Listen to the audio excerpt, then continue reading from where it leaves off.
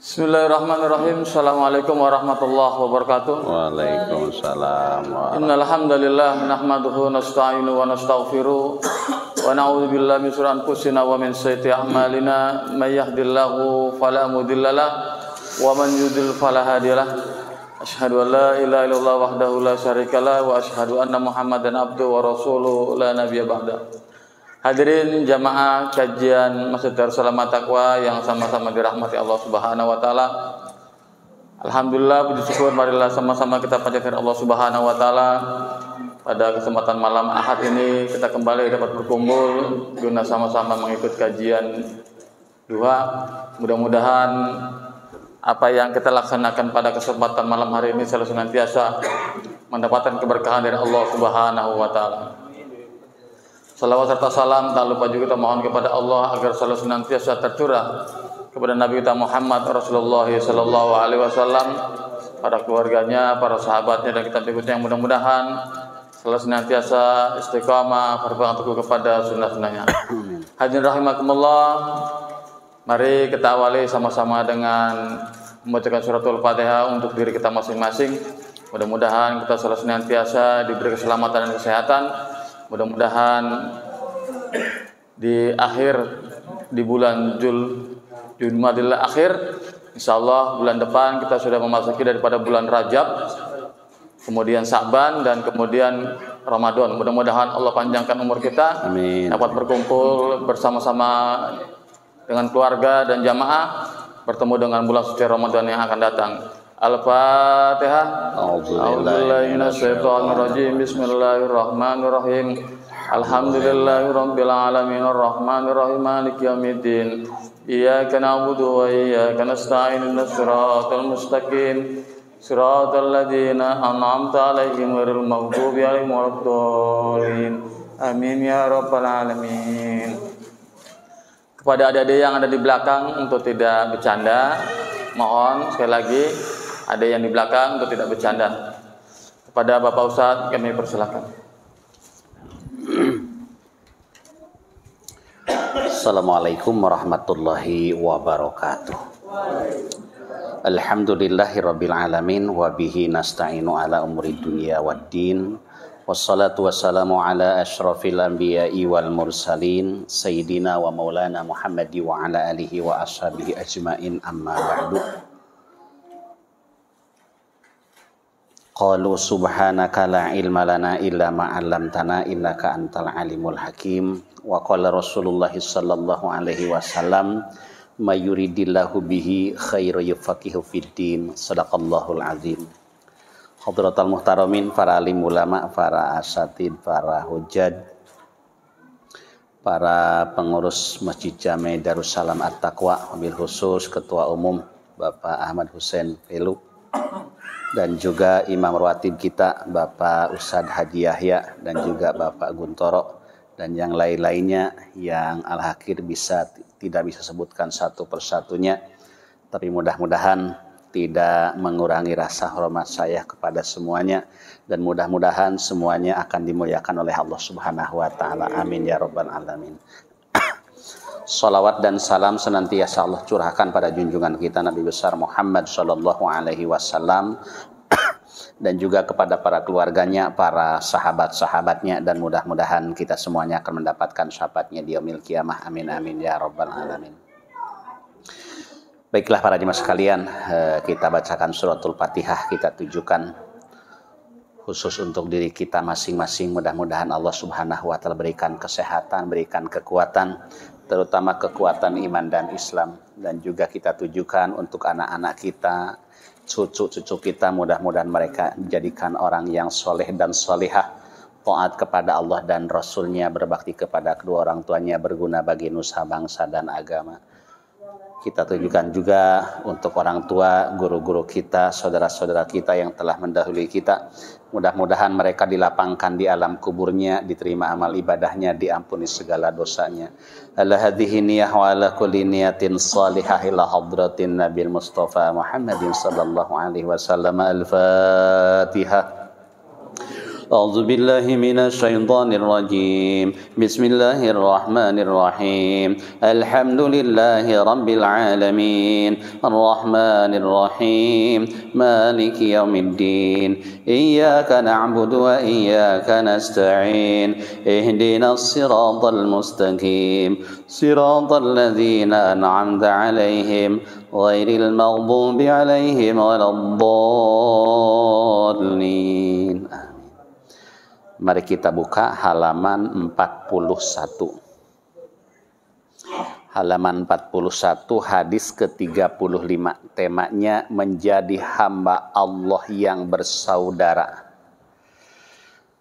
A'udzu billahi minasyaitonir rajim. Bismillahirrahmanirrahim. Qala al-muallifu rahimahullahu taala wa nafa'ana wa bi ulumihi fid dharaini amin ya rabbal alamin. An Abi Hurairah radhiyallahu anhu qala Rasulullah sallallahu alaihi wasallam la tahasadu wala tanajasu wala tabaghadu wala tadabaru. Ini faedah musyarakah semuanya. Wajan tafa'ala ya tafa'alu, tahasada ya tahasadu tahasudan, tanajasa ya tanajasu tanajusan, wala tabaghadu wala tadabaru, wala yabi'u ba'dukum ala bai'i ba'din, wa kunu ibadallahi ikhwanan, al muslimu akhul muslim, la yadhlimuhu wa la yakhdhuluhu wa la yakdhibuhu wa la yahkiruhu. At-taqwa hahuna wa yushiru ila sadrihi thalasa marratin bihasabi imri'in minasyarri ayyahqira akhahul muslim. Kullul muslim alal muslim haramun damuhu wa maluhu wa irduhu, rawahu Muslim. Yang artinya hadis ini dari sahabat Abi Hurairah radhiyallahu anhu. Dia berkata, kata dia Rasulullah sallallahu alaihi wasallam telah bersabda. Dalam sabdanya ini merupakan larangan Rasul. Yang pertama la tahasadu, yang kedua wala tanajasu, yang ketiga wala tabaghadu, yang keempat wala tadabaru, yang kelima wala yabi'u ba'dukum ala bai'i ba'din. Maksudnya la tahasadu, janganlah kalian saling menghasut. Di sini kita bahas dulu apa yang disebut dengan hasud. Bahasa kita iri dengki, jangan saling iri dengki. Apa sih iri dengki? Oleh ulama dijelaskan la tahasadu itu aila yahsudu ba'dukum ba'don. Janganlah sebahagian di antara kalian iri dengki terhadap sebahagian yang lain. Apa sih iri dengki hasud itu? Wa ma'nal hasadi tamanna zawalan nikmati anil goir wa huwa haramun. Yang disebut hasud itu adalah seseorang mengharapkan hilangnya nikmat orang lain. Orang lain mendapatkan kenikmatan dari Allah Subhanahu wa taala. Dia menginginkan kenikmatannya itu hilang. Bahkan kenikmatannya itu ingin pindah kepada dirinya sendiri. Ini haramun bil ijma'. Ini adalah haram dengan sepakat para ulama. Contoh, tetangga jabatannya naik. Dia enggak senang. bahkan ngomongnya macem-macem. Ya nggak bakalan lama dia mah. Nanti juga dipecat. Nah ini orang seperti ini namanya orang hasud. Tetangga ada yang ngelamar. Yang ngelamar orangnya ganteng, kaya lagi. Ih mau juga ya. Gua mah tahu modalnya dia. Kok mau sama dia? Emangnya kenapa? Biarin aja. Nah itu orang hasud seperti itu. Maka hadis tentang hasud itu banyak. Di antaranya sabda Rasulullah sallallahu alaihi wasallam, "Innal hasada yakulul hasanati kama takulun narol hatoba." Sesungguhnya iri dengki ini kan termasuknya penyakit hati. Awas nih. Ini kayaknya hampir semuanya memiliki penyakit hati, iri dengki. Yang mana kadari mari kita obatin nih, obatin mumpung ngaji di sini.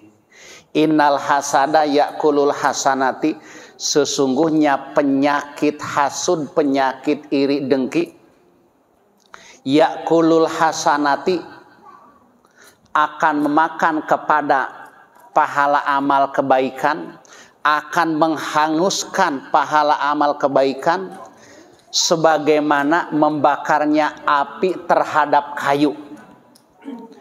Jadi sebanyak apapun amal kebaikan kita, kalau penyakit iri dengki ini dipiara, di akhirat nanti amal kebaikan kita bakalan hilang. Kata ulama, wa huwa daun la dawa alah min amrodil kulubil azimah.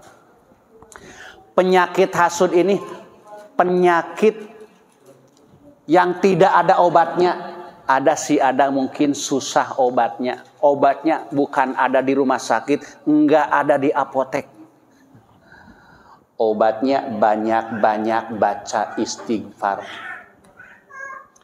Maka peribahasa orang, saingannya tukang dagang dengan tukang dagang, ustad saingannya dengan ustad katanya.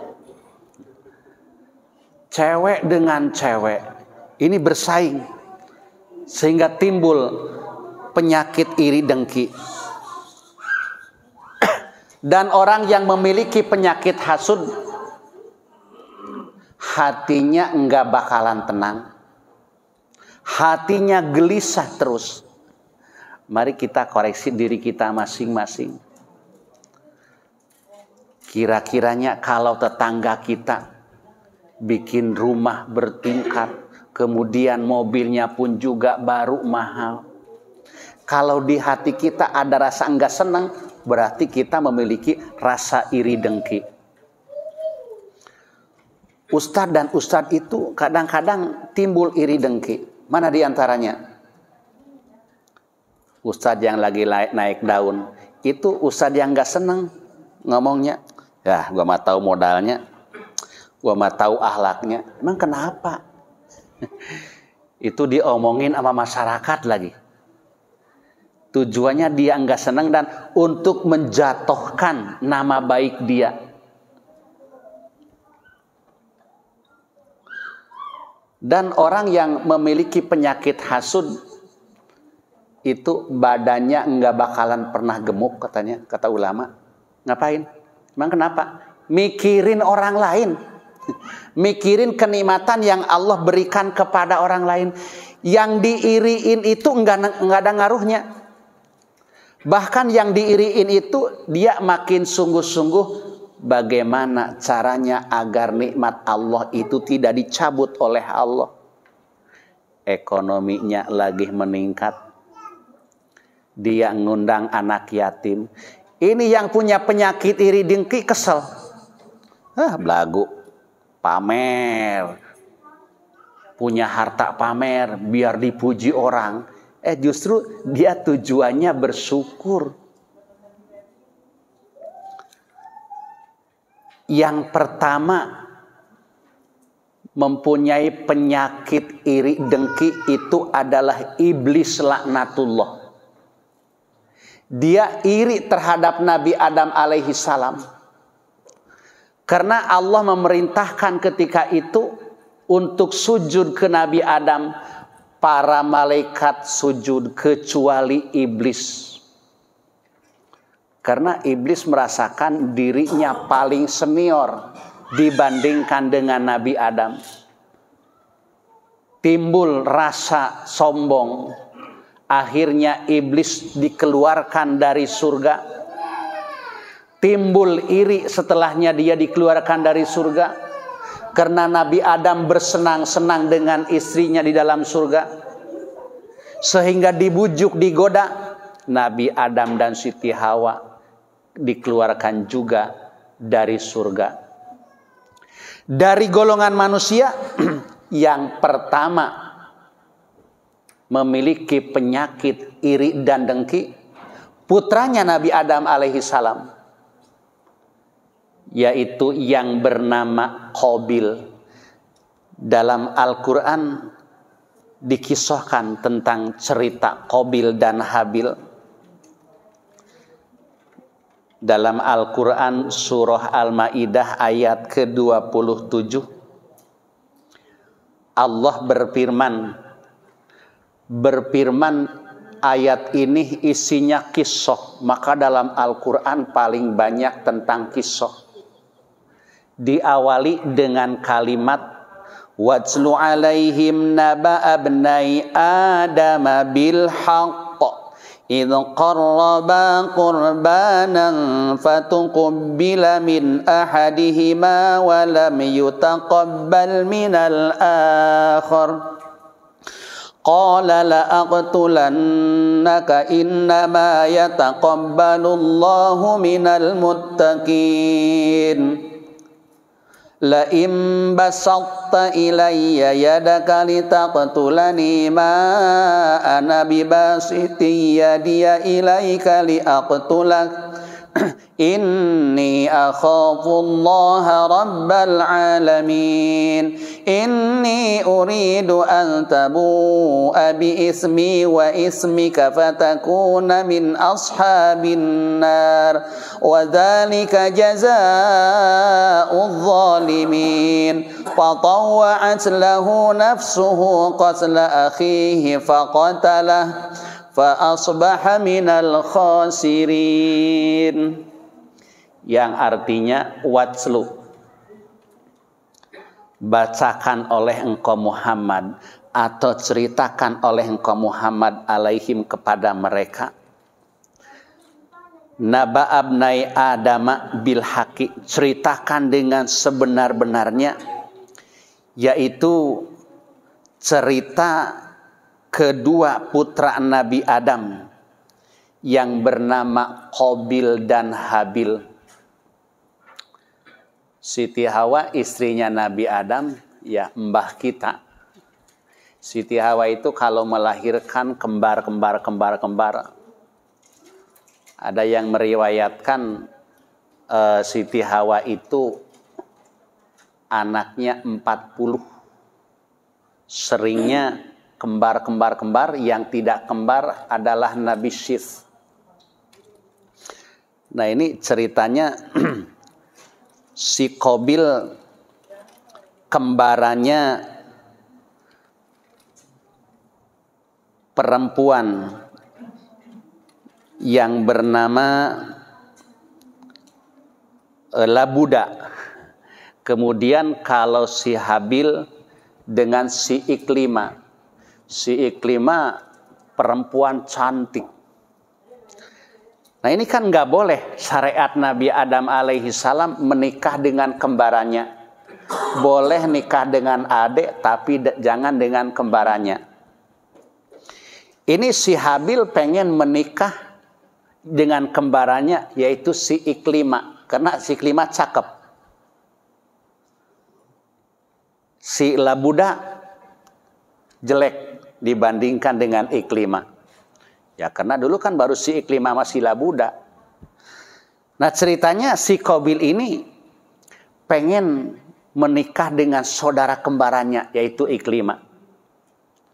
Allah memerintahkan ke Nabi Adam alaihi salam agar si Qabil itu menikah dengan si Labuda. Kemudian si Habil dengan si Iklimah. Si Qabil nggak terima.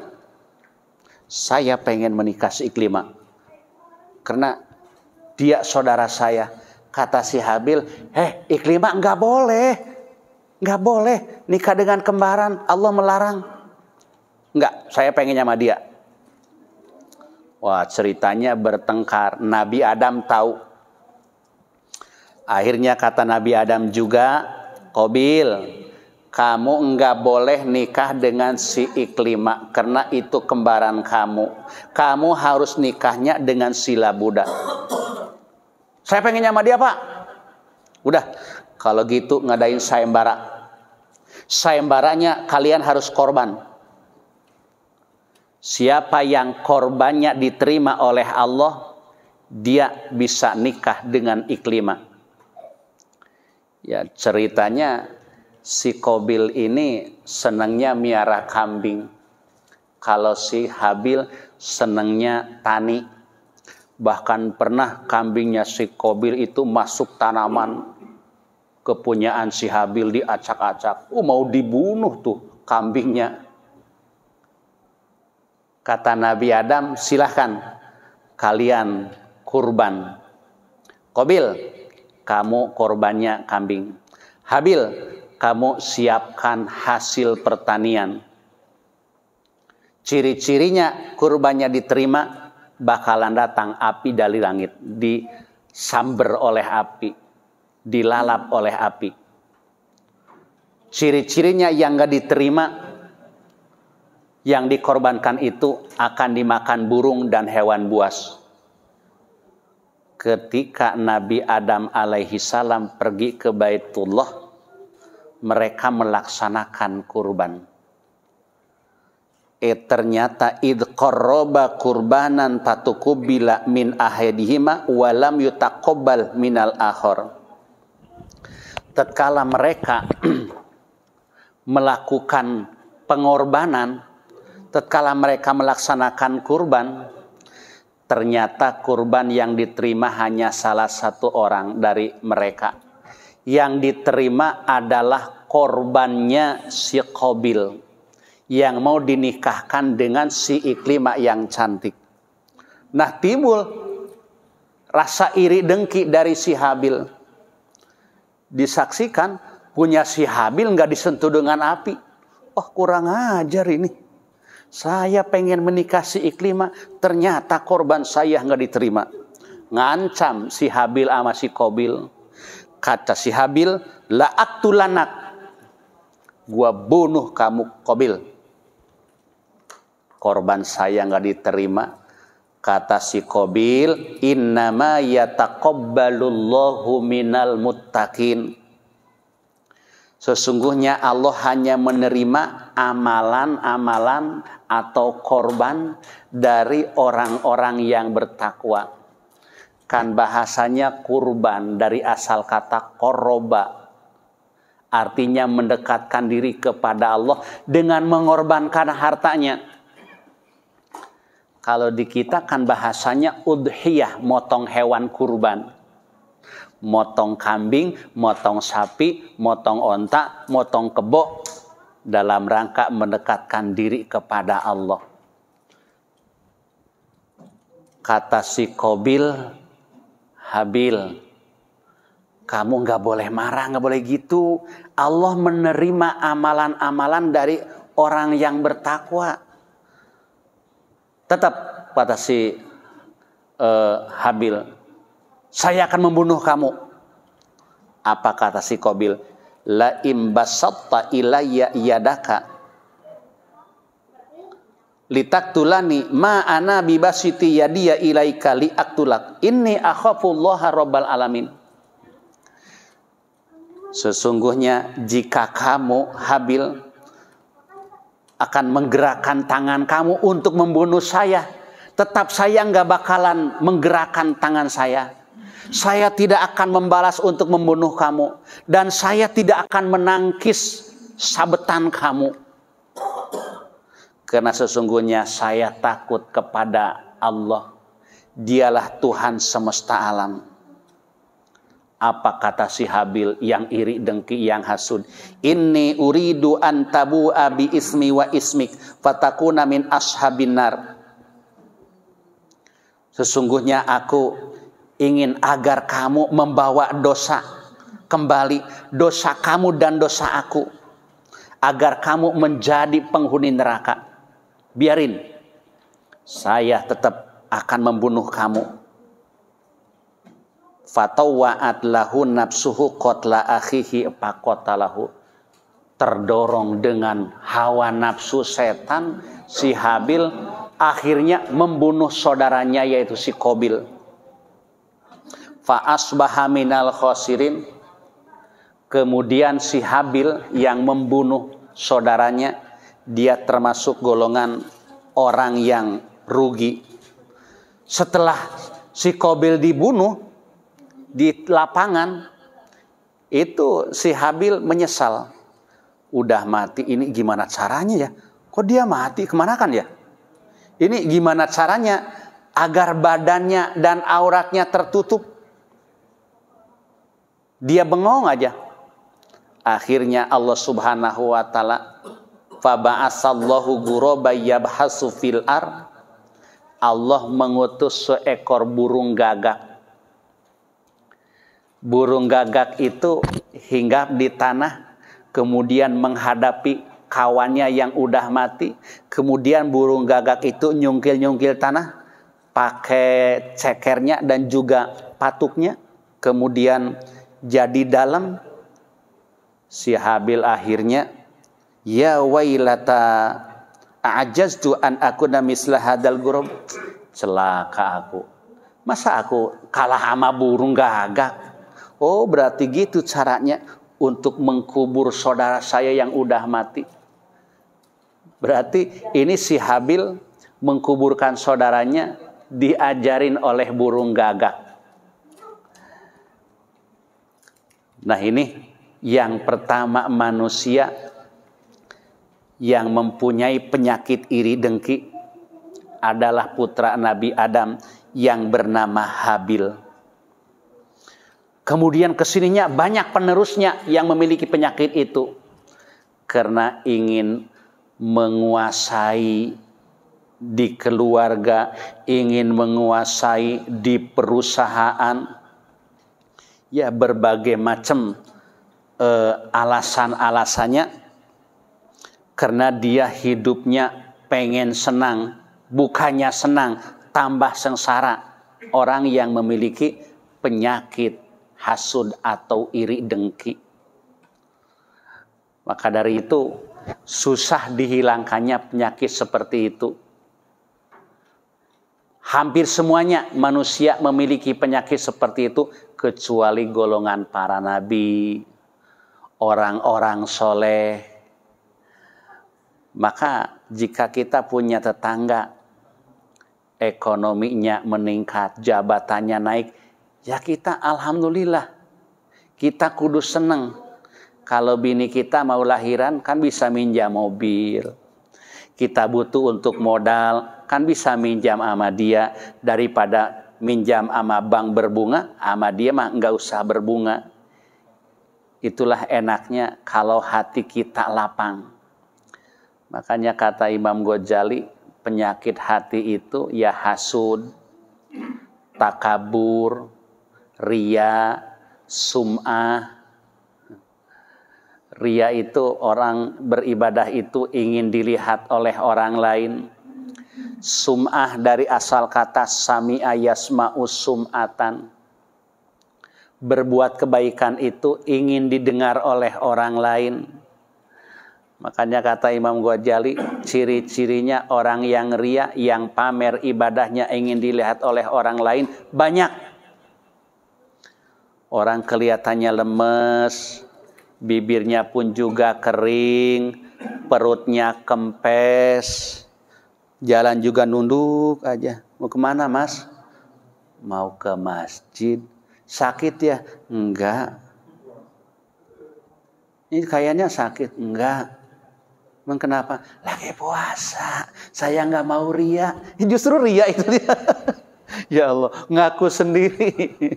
Saya lagi puasa, ini kan hari Kamis. Ya Allah, makanya dalam fikih ketika kita lagi puasa sunnah, kemudian kita namu, bagusnya dibatalkan aja. Atau kita kedatangan tamu, kita menyajikan makanan. Ini tamu enggak makan-makan, disuruh juga. Enggak. Itu kan kalau orang Sunda, nih, kalau pengen tahu, orang Sunda kayak gitu. Namu, disajini makanan, silakan, mangga, dituang. Mangga dituang. Enggak. Padahal perut lapar. Pura-pura. Ini dalam ilmu fikih, ini gimana caranya agar tamu itu bisa menikmati makanan yang udah disiapkan. Makanya orang Sunda gitu udah tahu. Ya udahlah, situ kayaknya lagi puasa ya kayaknya ya. Enggak, ya udahlah. Udah saya bismillah mulai. Ayo. Tuh. Ada kalanya kalau tuan rumahnya makan, itu tamu juga makan, padahal perutnya lapar. Makanya maaf ya, kalau sama orang Sunda enggak usah ditawarin. Udah, ayo makan, udah. Dia mau makan enggak? Nawarin, perut lagi lapar. Udah, beliin aja, udah kasih aja, gak usah ditawarin. Mau ngopi enggak? Udah bikinin kopi aja, gak usah ditawarin. Ya kasihan, pengen perut lapar, enggak. Begitu pulang ngedumel, gua kesel. Padahal tadi bilang lapar aja, kenapa bilang enggak? Ya salah sendiri. Nah ini yang pertama, Rasul melarang jangan saling iri dengki, jangan saling hasud. Atau berbuat hasud kepada orang lain. Yang dihasudin dia tidak membalas hasudnya. Yang diiriin dia enggak membalas irinya. Makanya itu udah jadi resiko bagi orang yang mendapatkan kenikmatan. Pasti di antara orang lain ada yang gak senang. Ini kena sabda Rasul, likulli dzi nikmatin mahsudun. Bagi setiap orang yang mendapatkan kenikmatan, pasti ada orang lain yang gak senang. Dan ini pernah terjadi pada pribadi Rasulullah Sallallahu Alaihi Wasallam. Beliau diketahui oleh orang-orang Arab masa kecilnya. Bahkan Abu Jahal tahu persis karena Rasul adalah keponakannya. Begitu beliau diangkat menjadi nabi, diangkat menjadi rasul, mereka enggak mau beriman kepadanya. Itu karena timbul penyakit iri dengki. Bahkan belum jadi nabi pun juga udah timbul iri dengki. Ketika masih remaja mau diajak dagang oleh pamannya yaitu Abu Thalib. Ketika berhenti di perjalanan, pendeta tahu karena di atas itu ada awan mayungin Rasul. Mereka pada masuk ke restoran. Kata pendeta, itu di sono kayaknya ada orang ya. Padahal pendeta tahu. Kata Abu Jahal, nggak ada. Itu tuh masih kecil. Ya itu mah anak yatim Abu Thalib, biarin aja. Itu beliau masih kecil, Abu Jahal udah dewasa, udah timbul rasa iri dengki, nggak senang sama Rasul. Dan memang itulah caranya Allah menguji Rasulullah SAW. Yang timbul iri dengki itu bukan orang lain tapi masih keluarganya. Makanya nggak asing lagi kalau di keluarga ada yang soleh, keluarga juga ada yang gak seneng. Orang lain mah pada menyanjung-nyanjung, ini keluarganya gak seneng. Ada keluarganya yang soleh. Maka ketika turun ayat idza jaa nasrullahi wal fath wa ra'aitan nasa yadkhuluna fi dinillahi afwaja. Apabila udah datang pertolongan Allah, engkau Muhammad akan melihat mereka itu berbondong-bondong masuk Islam. Itu yang berbondong-bondong masuk Islam itu bukan orang-orang dekat, orang Yaman, orang India, orang-orang dekatnya enggak pada masuk Islam. Makanya tidak sedikit di gang juga masjid ada, ngapain berjamaahnya keluar? Di gangan dulu penuhin. Makanya dulu ketika ngaji fikih udah dibahas dalam bab berjamaah. Yang paling afdol berjamaah itu jemaahnya banyak. Banyak tapi tempatnya jauh di Islamic Center. Kemudian di gang cuman sedikit, utamaan di gang. Enggak usah mengejar yang jauh, utamakan tempat ibadah yang dekat dulu. Ya kecuali kalau di gang udah penuh, ya silahkan ke Istiqlal juga. Itu kadang-kadang orang kan lucu. Berjamaah mah kagak, tapi giliran hajatan atau selamatan ngundang, nggak punya malu ya. Ada yang kayak gitu di sono. Giliran orang tuanya meninggal ngundang, Pak Ustadz, mohon nanti malam pertamanya sampai ke 7-nya. Dalam hati nggak punya malu. Berjamaah juga kagak pernah. Ya giliran orang tuanya mati minta didoain. Bahkan istrinya meninggal minta didoain. Padahal dia enggak pernah berjamaah atau kadang-kadang berjamaah ke masjid. Ini kudu diingetin. Mari kita hidupkan tempat ibadah kita ini. Kasihan sama orang-orang yang mengorbankan hartanya untuk kepentingan masjid. Yang keduanya, wala tanajasu. Wala tanajasu, dan jangan saling menipu. Tanajus wal khadi'ah wa pisari'ah ziyadah pisaman al-madfu. Ini biasa-biasanya terjadi tanajus ini sering terjadi bagi para pedagang. Bagi para pedagang menipu ama si pembeli. Sehingga harganya itu terlalu tinggi. Bebas memang boleh kita mengambil keuntungan ketika menjual, tapi jangan sampai merugikan orang lain. Atau tanajus itu tidak boleh saling menipu. Sering juga terjadi bagi orang yang ketika menjual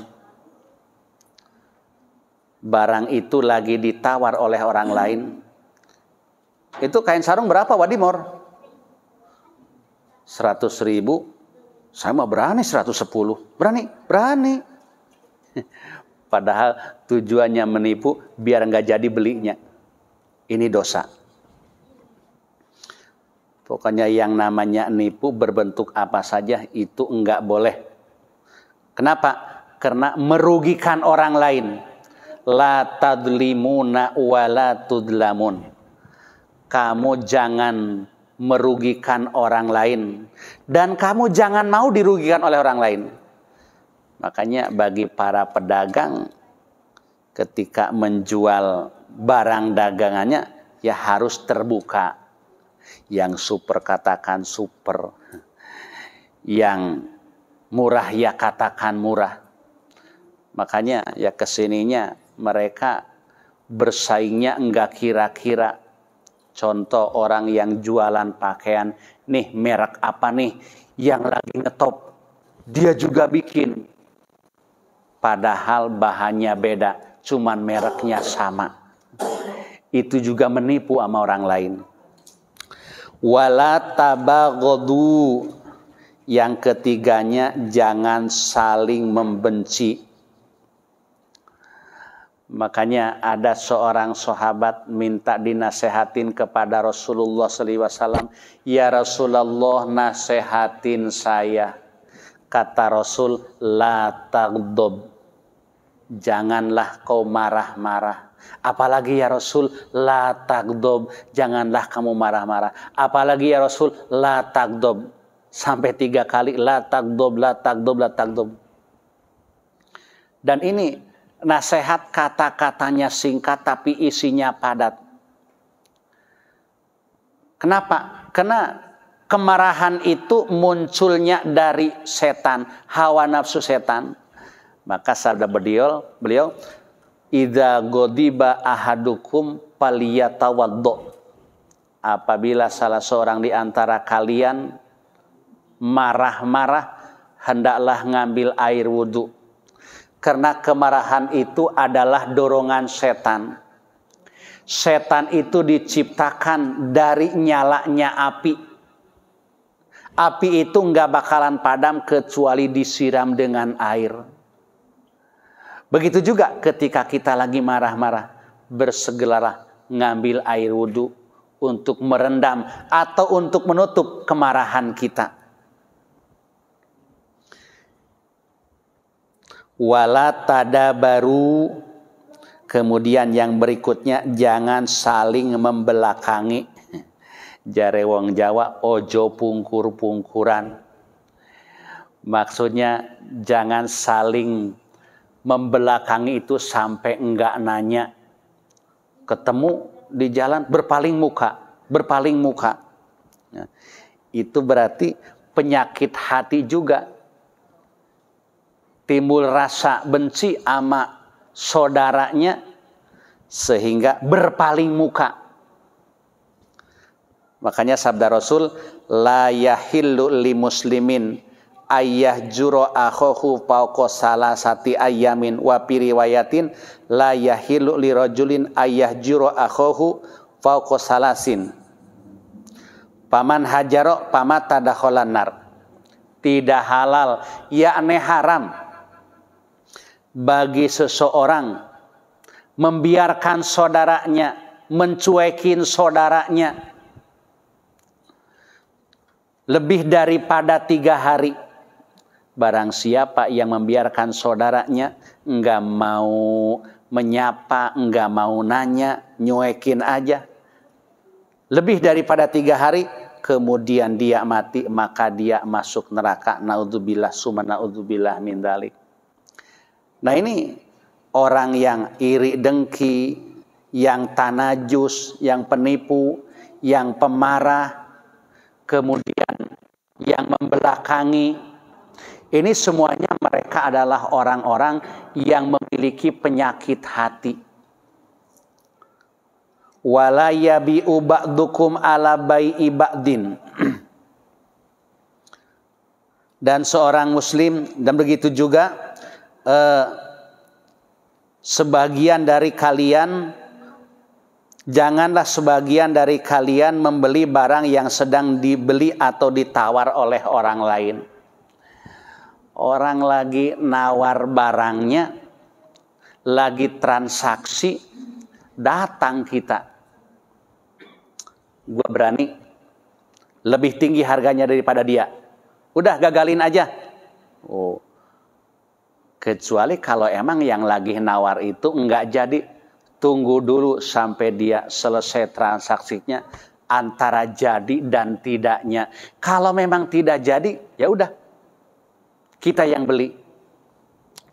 Ini biasa juga terjadi orang yang jualan kambing di pasar-pasar, ya di pasar di kampung. Padahal itu kawannya dia. Dari rumah bawa kawan. Nanti kalau ada orang lain nawar kambing saya, kamu tawar lebih tinggi ya? Siap. Ini orang lain serius mau beli kambingnya. Berapa ini? 3 juta. Ini kawannya datang. Ditawar berapa? 3 juta. Saya berani 3,5 juta. Akhirnya kata yang punya kambing nih, ini juga ini orang berani 3,5 juta. Masa sih itu cuma nawar 3 juta? Yaudah kalau gitu saya juga berani 3,5 juta. Padahal yang nawar 3,5 ini adalah masih kawannya. Nah, ini kan termasuknya menipu juga sama orang lain dan merugikan orang lain. Wa kunu ibadallahi ikhwanan. Wa kunu, dan jadilah kalian ibadallahi, hamba-hamba Allah, ikhwanan, yang bersaudara. Karena dengan timbul penyakit iri dengki itu akan memecahkan persaudaraan. Dengan timbulnya saling menipu itu pun juga akan menimbulkan perpecahan. Saling marah-marahan, saling membelakangi, itu akan menimbulkan perpecahan persaudaraan. Kalau udah berpecah dari persaudaraan, tidak akan berkunjung, akan memutuskan persaudaraan atau yang disebut dengan memutuskan hubungan silaturahim. Sedangkan qati'ur rahim minal kabair, memutuskan persaudaraan itu adalah termasuknya dosa besar. Maka dari itu dalam Islam boleh dalam rumah tangga, andaikan udah tidak ada kecocokan, diperbolehkan cerai suami dan istri, andaikan tidak ada kecocokan, meskipun itu dibenci oleh Allah. Ya daripada rumah tangganya nggak tenang, tidak ada lagi jalan kecuali mereka berpisah, ya silahkan. Tapi berpisah dengan cara yang baik. Berpisah jangan saling maki-memaki. Dalam Islam itu boleh bercerai, tapi dengan cara yang baik. Gimana cara yang baik? Saling mendoakan. Nih, kalau kita dipinta pendapat sama tetangga kita, sama saudara kita, ini saya rumah tangga udah nggak betah, gimana ya? Ya udah, emang kalau nggak bisa diatasin lagi, boleh berpisah tapi dengan cara yang baik. Cara yang baik saling mendoakan. Makanya sebelum ke pengadilan ya kompromi dulu. Ini kayaknya kita rumah tangga udah lama tapi perang terus. Iya mas, kata si istrinya. Jadi gimana kalau kita pisah aja? Ya mas, kita pisah aja deh. Ya udah mas, kita saling mendoakan. Mudah-mudahan sampean mas dapat istri lebih solihah daripada saya, lebih muda daripada saya. Kata suaminya, ya udah kamu juga mudah-mudahan ya dapat laki-laki lebih soleh daripada saya, lebih tajir daripada saya. Nah itu cara perceraian dengan cara yang baik. Bahkan memberikan mut'ah. Apa mut'ah? Sesuatu yang menyenangkan sama istrinya. Ya udah, berarti kita ini udah tidak ada kecocokan. Saya mau ngasih kenang-kenangan sama kamu. Tuh mobil Pajero buat kamu aja. Ini kan bikin senang sama istrinya. Tapi kayaknya nggak ada orang yang perceraian seperti itu. Belum sidang aja udah ngomongnya macem-macem sama tetangga, sama orang lain, jelek-jelekin suaminya. Gua mah punya suami nggak pernah ngasih apa-apa. Anaknya banyak nggak pernah ngasih apa-apa katanya. Itu dari siapa? Itu kan dari suami. Udah dirumahin, udah dikasih anak, ngomong sama orang lain, dia nyepelein suaminya. Begitu juga suaminya jelek-jelekin istrinya. Itu nggak boleh. Kalau mau pisah, pisahlah, tapi dengan cara yang baik.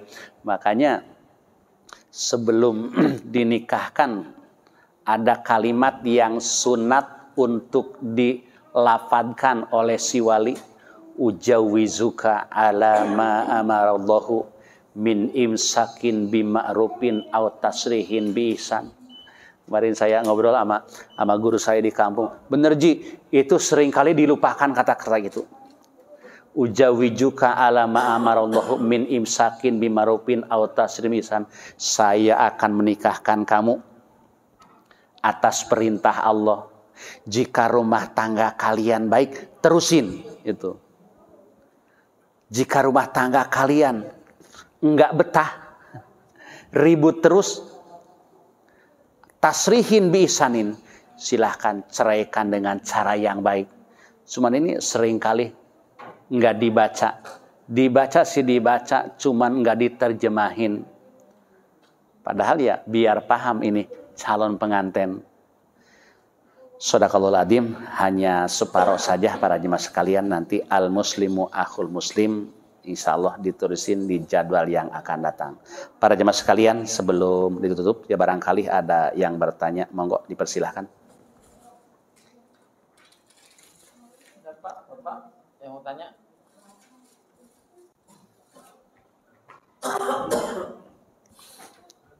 Gak ada ya? Baiklah para jemaah sekalian, ya utamanya mari kita hilangkan penyakit iri dengki kita. Kalau memang kita pernah memiliki penyakit seperti itu, bersegeralah tobat. Atau kita pernah nipu sama orang lain atau ngebohongin sama orang lain, kita minta maaf kepada orangnya dan juga kita mohon ampunan kepada Allah Subhanahu wa taala. Al-Fatihah. A'udzubillahi minasyaitonirrajim. Bismillahirrahmanirrahim. Alhamdulillahi rabbil alamin arrahmanir rahim maliki yaumiddin. Iyyaka na'budu wa iyyaka nasta'in. Ihdinas siratal mustaqim. Siratal ladzina an'amta 'alaihim ghairil maghdubi 'alaihim waladdallin. Amin.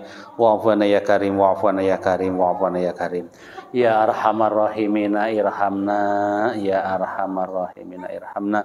Ya arhamar rahimina irhamna wa'afina wa'afwana wa'ala ta'atika wa syukrika inna.